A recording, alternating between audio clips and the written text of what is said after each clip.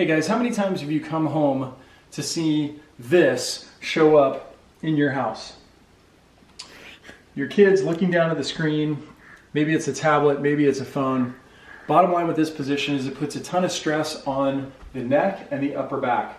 As a chiropractor, I see people all day long that struggle because of body position habits, this one being the most probably challenging, especially in the next generation. So I'm going to show you a few tips on how to fix this.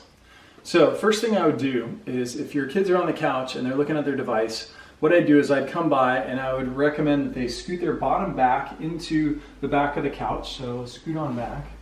And then what you're going to do is you're going to take big fluffy pillows and you're going to tuck them in underneath their elbows. What you'll notice is immediately the screen gets higher. Sometimes you might even have to use two, right? Prop that thing up, get it right in front of their face, and now when they're using the screen, instead of their head position being down, putting all the stress here, compressing the structures, causing premature degenerative change, what we do is we get the device up in front of their face, they remain in a neutral posture, their spine holds up a heck of a lot better. This is number one. The second suggestion that I would make is instead of having your kids on the couch, having to force them looking down, what I'd have you do is I would have you, boys, come over here. I'm going to have you lay on your stomachs. Good. With their tummy down. Now what you'll notice is these guys, they're actually in a somewhat active position.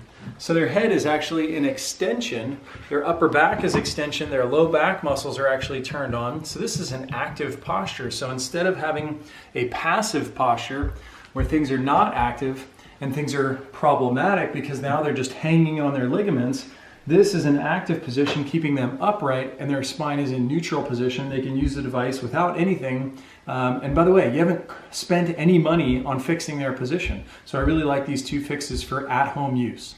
The other position a lot of times kids have trouble in is the seated posture for travel. So whether it's in your truck, your car, or on an airplane flight, what I'd recommend that you do is break out those pillows again. Again, this might be something that you would pack in their bag, and maybe it would be like your neck pillow that you would use for a flight.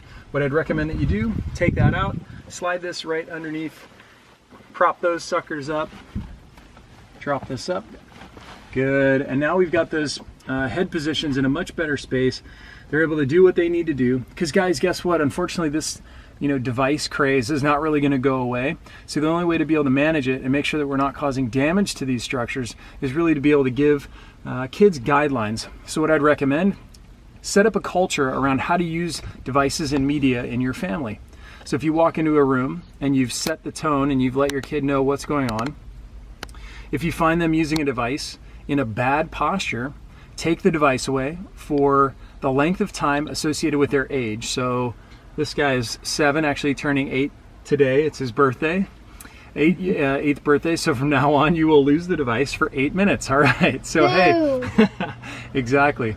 So based upon their age, they lose it for that time. If they lose it more than once in a day, then they actually lose it for the rest of that day. And then you can give it back the next day with the expectation. Now, if you've done this right, as soon as you walk into a room and they see you coming in and they're in a bad position, they'll literally just give you the device. There will be no discussion, and it makes your life a heck of a lot easier. Implement these steps, keep your kids' posture safe, and reap the benefits. We'll see you guys next time.